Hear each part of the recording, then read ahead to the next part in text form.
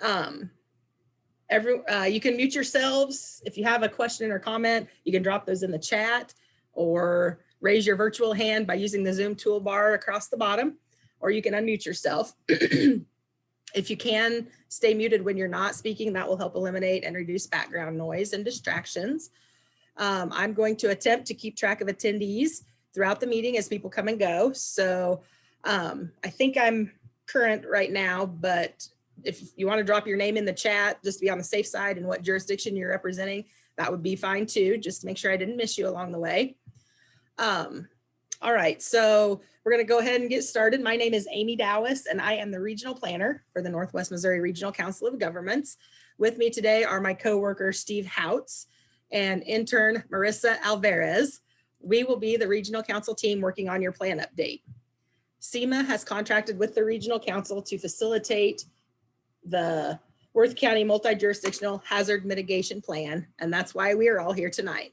The planning process includes 3 public meetings, with today being the kickoff. 2 local committees will be established to help with the plan update. First of all is the planning committee, and that is you all. So that's comprised of at least 1 representative from all the local governments and school districts within Worth County, and that's probably why you are all here today. One thing I want to emphasize before we start the presentation, and I will pull something up here just to make sure we're all clear. Okay. We're going to talk real quick about how we collect our in-kind match and why that is important in this process. So in the email that I sent out earlier today, I included a fillable PDF timesheet, as well as timesheet instructions. So on your screen now, or on my screen now, you should see a timesheet that I kind of completed with just general information to kind of show you an example of it. Anytime that you spend working on the plan, so maybe talking to others about how they should participate, filling out surveys, or working on a questionnaire, reviewing the draft of the plan, or attending these 3 meetings, etc., we really need you to record all that time into a timesheet. If you must travel to attend a meeting, or maybe you need to visit our office for help with a questionnaire, then you record mileage as well as your time on the timesheet and then return the timesheets to me. The more in-kind match we can log, the less out-of-pocket money the county will be responsible to pay in cash match for the plan update. Since most of you are probably joining from home or the office, if there's a significant other on the couch beside you or coworker nearby that can see or hear our presentation, have them fill out a timesheet too, please. Our goal is to collect at least 265 hours of in-kind match. So on the screen is an example of what a timesheet should look like when it's completed. It's really important that you sign it, fill out all the blanks. So you will see on this example that there's a place for, well, you're the volunteer. So there's a place for your volunteer name and your volunteer title. If you're an elected official, please don't put that down as your title. If you're also a business owner, a farmer, a landowner, or a citizen, we ask that you use one of those titles instead. The rules don't allow time of elected officials serving in that capacity to be counted towards in-kind match. And that would make it very challenging for us to be able to collect enough in-kind match since most of you are elected officials. So that's why we ask that you use one of your other titles on your timesheets. Any questions? Drop them in the chat, unmute yourself. I see we've got some chats. I'll check those in just real quick. Yes, can I send this to us as a template? The timesheet, yes. I emailed them earlier, but I'll send, anytime you have correspondence from me, there will be a timesheet and an instruction sheet attached. We'll kind of really pound that to make sure we get all of the in-kind match. Okay, so a final note on timesheets. We ask that you round up when completing them. So for example, if our meeting tonight lasts 48 minutes, you don't need to put 48 minutes, you can just put an hour and that will be fine. So that just makes the math a little bit easier for Alice when she's working on invoicing SEMA. Okay, so moving on from timesheets, Steve has created a page on the Regional Council website dedicated to the Worth County Hazard Mitigation Plan update planning process. It will serve as a one-stop shop for all the documents, forms, links to surveys, questionnaires, and more. I will send out that link tomorrow when I email out our meeting recap from tonight's meeting. So you'll be able to click on that link and it'll have all this stuff that will need you to complete or help get the word out about to other people available on the Regional Council website. If you're a jurisdiction or school and haven't returned your signed MOU to me, please do so ASAP. This is how we know what jurisdictions and schools are going to be plan participants. If you haven't received an MOU from me to complete, let me know and I will resend it. Okay, any questions about timesheets or anything that I've covered so far?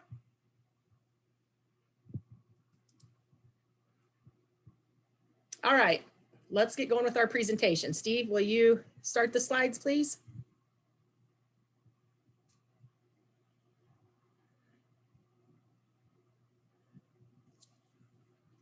Hey, Amy, when I click to share my screen, it says that host has disabled that option. I made you the host the last time, but maybe not this time. There we go. Sorry. Okay. Let's see what we've got there. Is that what you need to see? Well, not quite. Okay. All right, we'll try. See what we can do here. There we go. We're getting closer. And one more click, maybe I can get it to where we need to be. Is that it? That's it. All right. You can go ahead and go to the agenda page, please. Thank you. All right, so here's our agenda for tonight.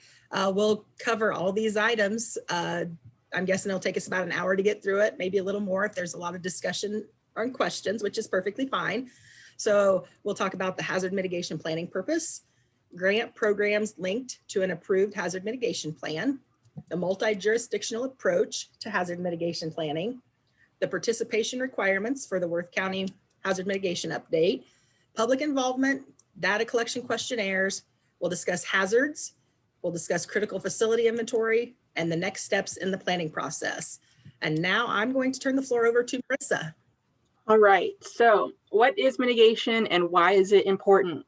So the term mitigation is defined as any sustainable action that reduces or eliminates long-term risk to people and property from future hazards.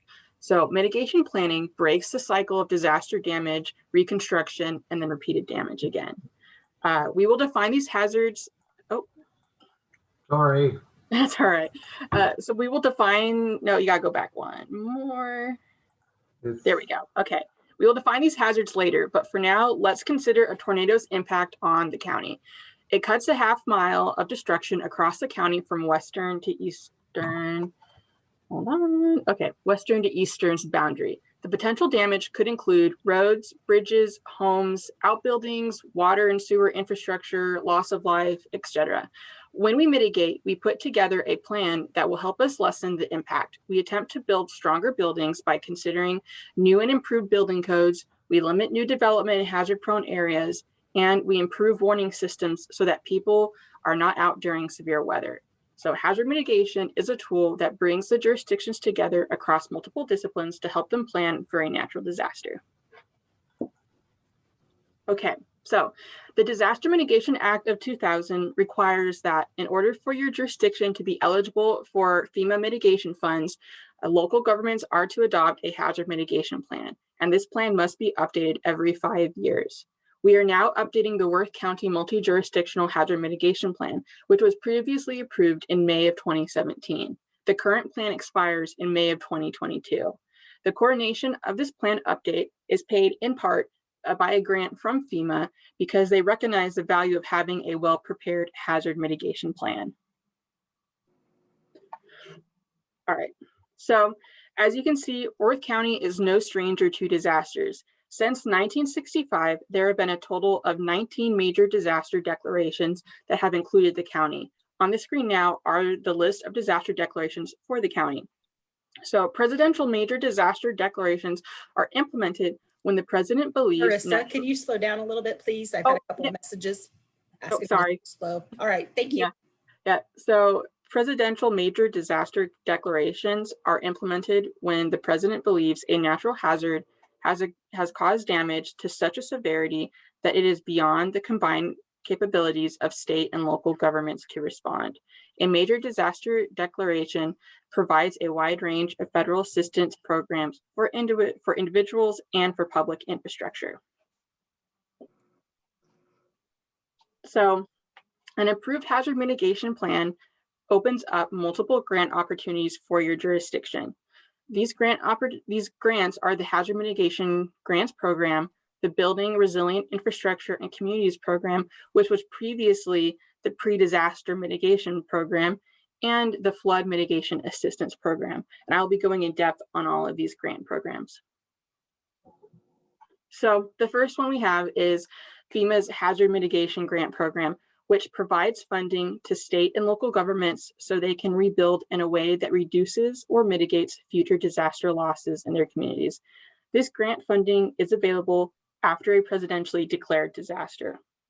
And this program, unfortunately, homeowners and businesses cannot apply for the grant. However, a local community may apply for funding on their behalf. Missouri does have an enhanced state hazard mitigation plan. Therefore, we are eligible for 20% of the first $2 billion of estimated total amounts of disaster assistance with this grant. And as I said before, the local mitigation plan is required in order to apply for this grant. So the next one is the Building Resilient Infrastructure and Communities Program, which is also known as BRIC. This is a new FEMA pre-disaster hazard mitigation program that replaces the existing pre-disaster mitigation program. BRIC will support states and local communities as they undertake hazard mitigation projects that reduce the risks they face from disasters and natural hazards. The BRIC program guiding principles are supporting communities through capability and capacity building, encouraging and enabling innovation, promoting partnerships, enabling large projects, maintaining flexibility, and providing consistency. So the fiscal year 2020 BRIC program is actually closed, and they will be announcing the applicants in the summer, but then they will be announcing when the fiscal year 2021 BRIC program is available. So hopefully that will be soon. And like the program before this, you do need an approved local mitigation plan in order to apply for this grant. So lastly, we have the Flood Mitigation Assistance Program. And this is a competitive grant program that provides funding to states and local communities. Funds from this grant can be used for projects that reduce or eliminate the risk of repetitive flood damage to buildings insured by the National Flood Insurance Program. FEMA chooses recipients based on the applicant's ranking of the project and the eligibility and cost effectiveness of that project. Again, this grant is closed already for the fiscal year of 2020. They will be announcing when the application opens soon. Sure, you want to listen to this? Sorry, does someone have a question for me? Okay. And with this grant program as well, you do have to have an approved hazard mitigation plan in order to apply for it. So no hazard mitigation assistance grants have been awarded in Worth County. However, $661,511.98 in public assistance grants have been given to the county by FEMA.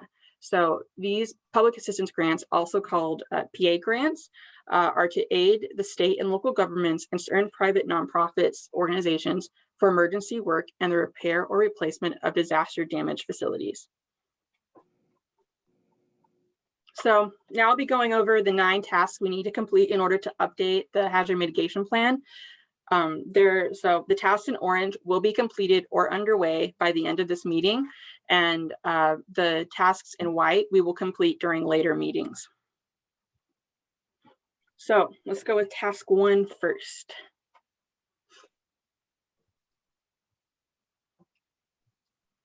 Okay, so task 1 of the plan update is to determine the planning area. These are the official participants within Worth County that will be included in the hazard mitigation plan. These jurisdiction titles are based off the 2019 American Community Survey, which is data we gathered from the Census Bureau. So if your jurisdiction's title is wrong, if it's not village, or if it's a town instead, or if it's a city instead, please let us know and we will update that in the plan. So task 2 of the plan update is to build the hazard mitigation planning committee. Here are some examples of who can be included in the planning team. During the initial meeting we had with everyone, we provided the county with a list of the members of the committee from the 2017 plan update. For the kickoff meeting, we invited representatives from each jurisdiction. In later meetings, we will invite stakeholders within the community to participate as well. So jurisdiction representatives can include emergency responders, county clerks, city clerks, elected officials, and so on. And then stakeholders are going to be your business partners, your nonprofits, your special districts, and et cetera. So on the screen now is the new Hazard Mitigation Planning Committee for the 2022 plan update. Some of these jurisdictions have not signed MOUs yet, so please check if you have done so and get those to us as soon as you can so we can start on the plan update. And if you have, if I've spelled any names wrong, or if you're part of a different jurisdiction, please say so and we will make those corrections.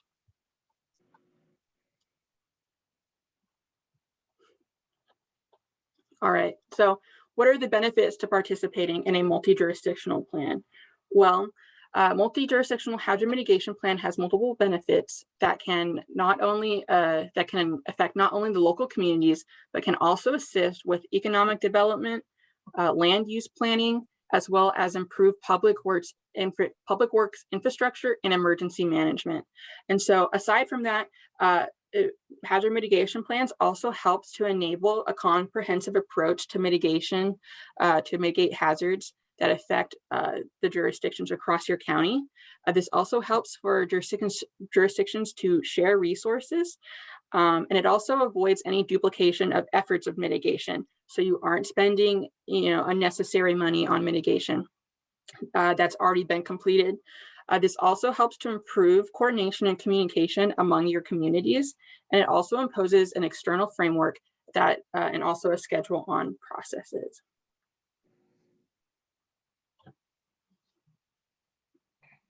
So participation requirements, we've kind of talked about this before in the initial meeting, so I will go over them again. From each jurisdiction, we need a signed MOU. We also need the jurisdiction to designate a representative to serve on the Worth County Hazard Mitigation Planning Committee.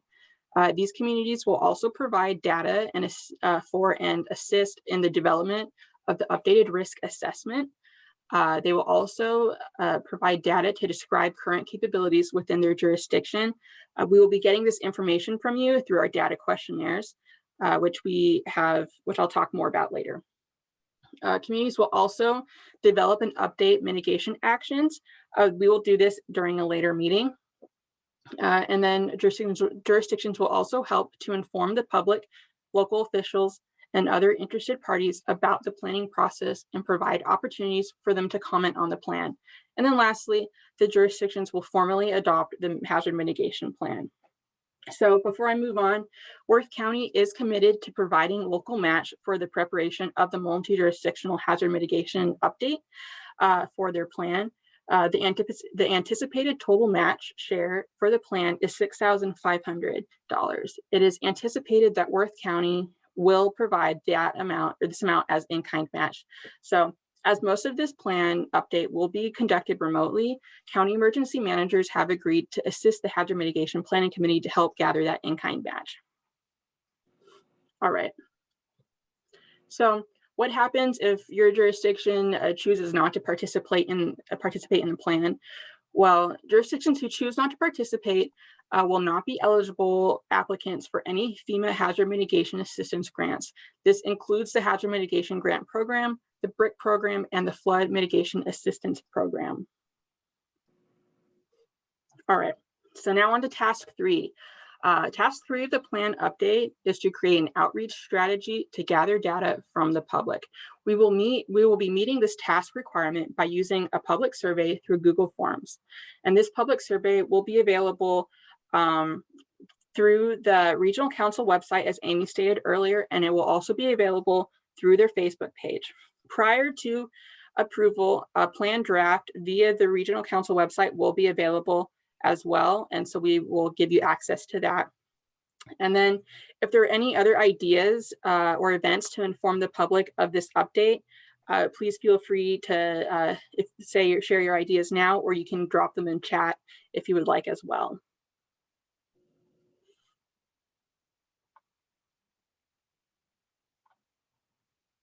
All right, so on to task 4 and 5. So task 4 and 5 of the plan update actually go hand in hand and includes reviewing community capabilities and conducting the risk assessment. To do this, we must collect information about your jurisdictions through a data questionnaire. This questionnaire is due to Amy on Tuesday, April 13th. And so her email is provided right here if you don't have it already. Each community has a unique set of capabilities, including authority, policies, programs, staff, funding, and other resources available to accomplish mitigation. By reviewing the existing capabilities, the planning team can identify the capabilities that currently reduce disaster losses or could be used to reduce disaster losses in the future. This is useful for multi-jurisdictional plans where local capabilities vary widely throughout the region.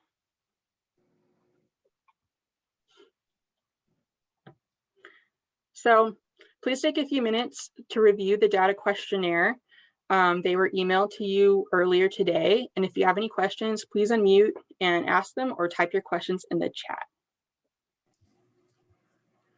I did just drop both questionnaires in the chat as well in case anyone didn't have them. So this is a great opportunity to pick Steve's brain on things that he'll use for the risk assessment, and he'll pull most of that from your questionnaire responses.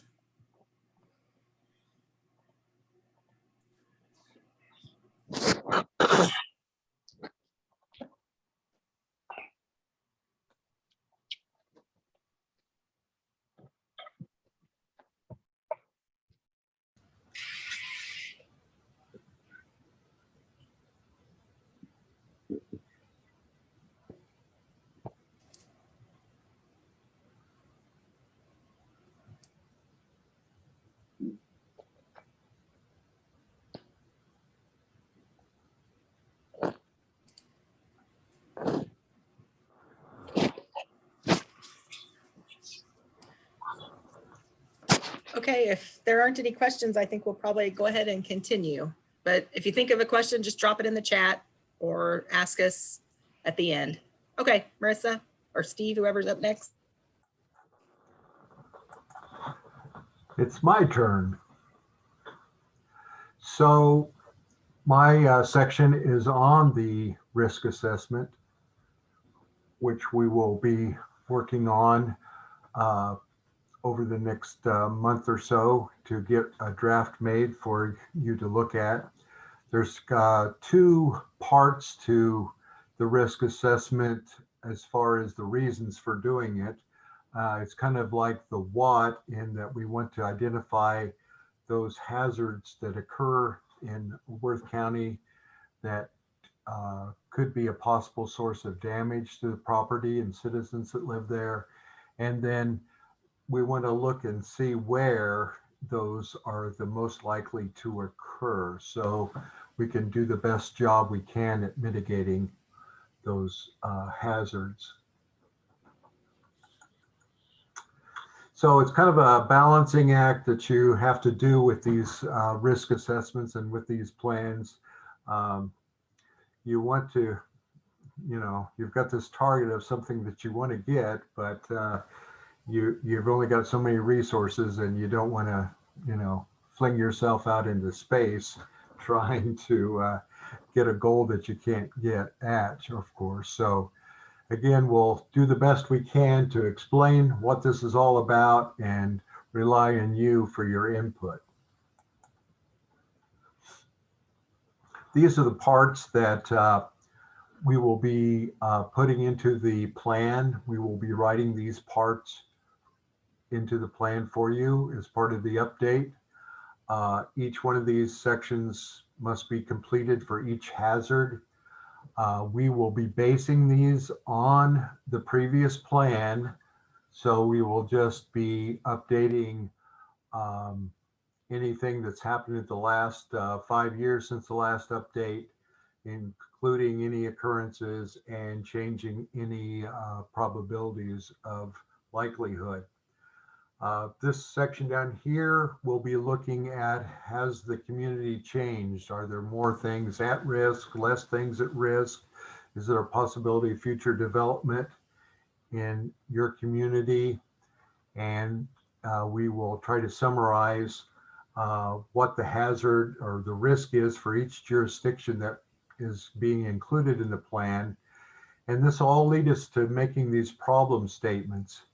And the problem statement will be something that describes what the risk of this hazard is for the community and hopefully lead to a realistic mitigation action that will be formulated by the committee at a later meeting. The Missouri Enhanced Plan for hazard mitigation does include these natural hazards in its plan. They also cover some man-made hazards, but the local multi-jurisdictional hazard mitigation plans only cover those hazards that are considered natural. So out of this list, these are the things that we have to choose from that we can include in your local plan. So looking at last year's, or not last year's, but the last plan, the 2017 plan, it did have flooding. It did include levee failure, and we went to include that along with dam failure.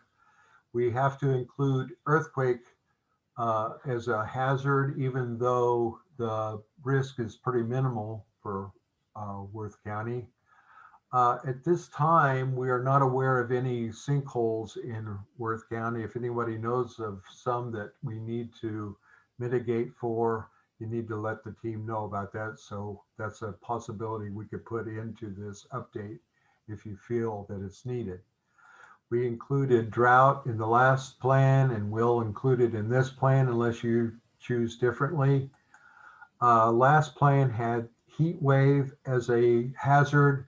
That's been changed by the state to be extreme temperatures and will include both very high temperatures for an extended period along with very cold temperatures. The severe thunderstorm category will include high winds, hail and lightning, severe weather, winter weather, blizzards and ice storms mainly. Tornadoes will be included. And the last risk for the county that will be considered are wildfires. So unless somebody on the planning committee or have input from the communities, from the citizens that let us know otherwise, these will be the risks that we will consider for your update to the plan. I will go through each of those risks very briefly now, try to just give a little overview what was in the last plan so you can think about maybe what has changed since this plan. We've got the flooding areas of Worth County shown in this particular slide. Most of the area is drained by the Upper Grand River water system. We've had 5 declared disasters in Worth County since 1990. The dates range from 1993, 2004, 2010, and then in 2014 and 2015, there were major disasters declared for the county. Levies are a little bit different category for Worth County. There are no federally licensed or federally regulated levies in Worth County. All the levies that exist are the agricultural low head levies, which is in a way a good thing. But then when I write this plan, it's not such a good thing because it's kind of hard to find out very much information because there isn't much of an inventory of those agricultural levies. So any information you can give, like of known failures of any of those agricultural levies that have put any of the communities or residences at risk, we would appreciate knowing about those. This map here was from a risk assessment that was done by FEMA on the Upper Grand watershed area. The areas in red are supposed to be areas of high risk for flooding. And I notice our friends there at FEMA don't know how to spell Allendale, I guess. But anyway, that's probably the areas they showed there for flooding are correct, we hope. Next risk is dam failure. There's a lot of dams in the small county of Worth. There's 64 listed structures. 2 agencies list or kind of keep track of dams. There's the Missouri Department of Natural Resources and then the U.S. Army Corps of Engineers with their national inventory of dams.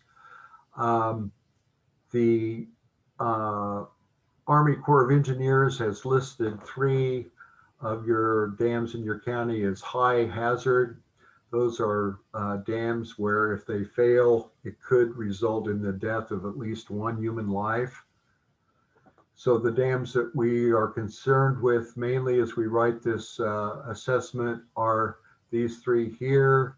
The Dunphy, they're represented by the little red triangles. If you're online and can see my video or my slide here, the Dunphy Lake Dam over northeast of Denver. We have the Zolman Lake Dam kind of in the upper center portion of the county off of the river there. And then over in the northwestern part of the county, the Platte River Tributary Watershed Dam, which is near Sheridan. This is also known, I think, as the Aldridge Lake Dam, I believe, something like that. Maybe I mispronounced that. I'm sorry if I did. But it is of concern because of its location with the town of Sheridan kind of, downstream from it. You can see the dam here is located in the purple circle area. And over here along the right edge of this slide is where the Platte River is. So that's where the water will flow. And unfortunately, the city is between there. So that's something that we'd want to look at to make sure that there's some kind of plan or warning system in effect if there were to become an issue with that dam. Going on to earthquakes, low risk for Worth County. This little graphic here shows that you're in the lowest hazard area up here in the north central portion of the state. The risk from earthquakes comes from the fault over in southeast Missouri. There is another minor fault that goes down through Kansas.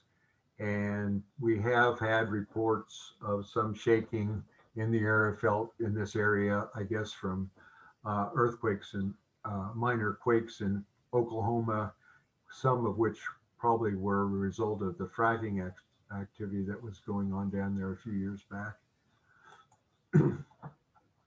The next risk is drought. Drought is the main driver of economic impacts on the county, mainly due to the agricultural producers. but it can affect others in reducing the price of your land and causing unemployment because of so many other industries or businesses in the country that are tied to agriculture, and it can lead to population loss and, of course, trouble getting water to everyone, along with other social and environmental costs that can occur because of drought. This is a graphic from the last plan that kind of illustrates when you have had droughts in the past. Really severe situation back here in 2003 and 2004. The taller the lines are and the darker the lines are, the more the top represents that 100% of the county was affected, and the color is shown down here as extreme drought when you get that reddish color that we've got going on there. The last episode of extreme drought in the county was back in 2013. So again, we've had actions about, in previous plans about sharing, making connections with other communities with water supply and so forth, in case some communities are affected and others aren't. But Worth County, is being a small enough county, as you can see back in 2003, 2004, pretty much affected the entire county. Next hazard for Worth County is extreme temperature. Based on the previous plan, we had 11 periods of excessive heat. Those are defined by the National Weather Service as at least 5 days in a row with temperatures and humidity reaching the extreme category. Only one documented period of extreme cold temperature. Again, you've got to have several cold days in a row for that to count for their categories. For these two hazards, the people that are most at risk are the elderly and the very young. Looking at your latest population from the census, they show about 25% of Worth County is now 65 years of age or older, and the last census listed 123 individuals over the age of 85. Just about 5.5% of the population is aged 5 or younger. So those are your people that you have to pay attention to when you have those extreme temperatures. Next risk category is the severe thunderstorms. We've had 9 presidential declarations that list this as a hazard or a cause of the declaration. You had about an average of about 1 hail storm that caused damage every year in the previous plan, and about a 70% chance of having a high wind event. That was the 10-year period that we looked at in the previous plan. Property damage was listed as less than $100,000 for that, and crop damage $15,000. Of course, the crop damage usually comes from the hailstorms, although wind can, of course, damage the crop as well. Property damage, the same thing, hail and wind causing damage. Lightning, of course, can be deadly, but usually doesn't result in that much property damage. The property damage estimates are usually on the low side for what we know or expect happened, but it's hard to find concrete evidence, data out there, unless you guys tell us on your questionnaires about events that have happened and how much damage occurred in those events. Going on to severe winter weather, we've had 5 declared disasters for wet winter weather. This usually were ice or heavy snow situations, livestock crop damages. Usually it's more of you worry about your livestock with these kind of situations, unless it's an unseasoned, the heavy snow comes late in the spring or something like that, or possibly could delay harvesting. And of course, property damage. I guess on that last one, I don't have the listing of property damage. Again, you know, we usually have quite a bit of damage, but again, it's hard to find that unless you guys let us know what the amounts are. Tornadoes, 4 declarations that involve tornadoes. The National Weather Service had 12 different tornadoes listed from their database from the 50 years they've been keeping records. The estimated property damage was $600,000 from all those storms. I think the last tornado maybe was in the Denver area, did some property damage. We're fortunate not to have any lives lost. The last hazard that goes into plan is on wildfires. Wildfires are, I mean, the ones that make the news, of course, are those in California that involve forests and those homes that are near the forest. We don't have that kind. We usually have grass fires in this part of the state.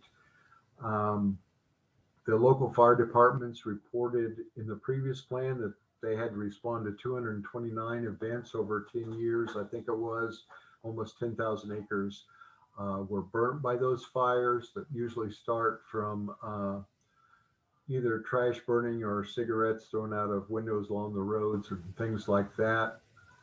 The only significant area of this interface that the University of Wisconsin has come up with that they plot out for agencies like ourselves to help with looking for these types of risk shows a little bit of area of development of a few houses on the north edge of Allendale that are close to some woods and timber, I guess, that they consider to be an interface between the wildlife and the urban, such as it is for Worth County.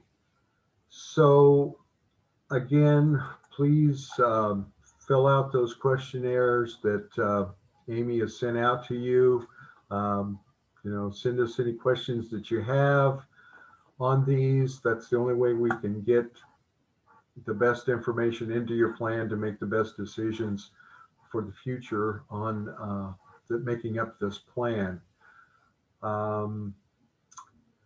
I guess if anybody has any questions at this time for me about the risk assessment, you can unmute yourself and ask them at this time, or put them in the chat for Amy to pass on to me.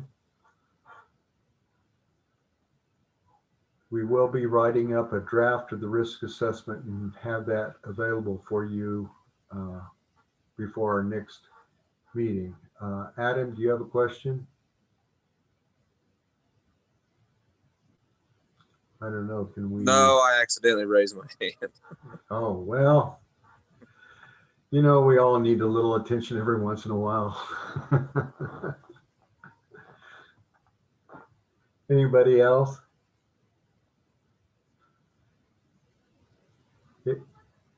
If not, again, please put it in those questionnaires and get those back to us. We will now continue on. We need to talk about the critical facilities that could be affected by these hazards, and I'll go back to Marissa for that. All right, so critical facilities. Part of the risk assessment is identifying critical facilities within your community. Critical facilities are essential to the operation of your jurisdiction, and if they are disrupted, it may cause some serious problems. So these facilities are critical in the response and recovery from a disaster. And there are 3 types of these and that we're looking to gather information on. And these are the essential facilities, the high potential loss facilities, and the transportation and lifeline facilities. And I will go into depth on these in the next slide. So This slide now provides some examples of each type of critical facility. So the first one we have is the essential facilities, which are buildings that, if damaged, would have serious negative impacts on your community's ability to respond and recover from a disaster. So that's hospitals, police stations, fire stations, and your EOCs. So without these, it'd be very hard to operate. And then next we have your high potential loss facilities. And these are buildings that, if damaged, would have a high loss and impact on your community. So this is anything from power plants, dams and levees, like hazardous material sites, to schools, shelters, daycares, anywhere where there's a high concentration of people. And with the power plants and dams and levees, if those were to be destroyed, they could potentially cause some devastating losses within your community. And then lastly, we have the transportation and lifeline facilities, which are assets that are critical for the transportation and provisions of utilities. So these are the highways, bridges, tunnels, railroads, etc., as well as your water treatment facilities, your natural gas facilities, and so on. So if I could just add there, I just know from when we fill out our risk assessment that things like the daycare centers and where your shelters are and some of the things like that, it's a lot easier for us to find that out from you than it is for trying to find it out through, sources that are online or something like that. So please help us out with those things. All right. So when documenting your community's critical facilities, please be cognizant of what location these buildings are or assets are in, as that might greatly increase their risk to a hazard and potential for a disaster to happen within that area. So for example, if a facility is in a floodplain, it may be more susceptible to river flooding. So just be aware of that when you're documenting your critical facilities. And then lastly, if there are any other sources or GIS-based data that you can provide information on about critical facilities, we would really appreciate if you shared that information with us, as it will greatly help us finish out and complete that risk assessment.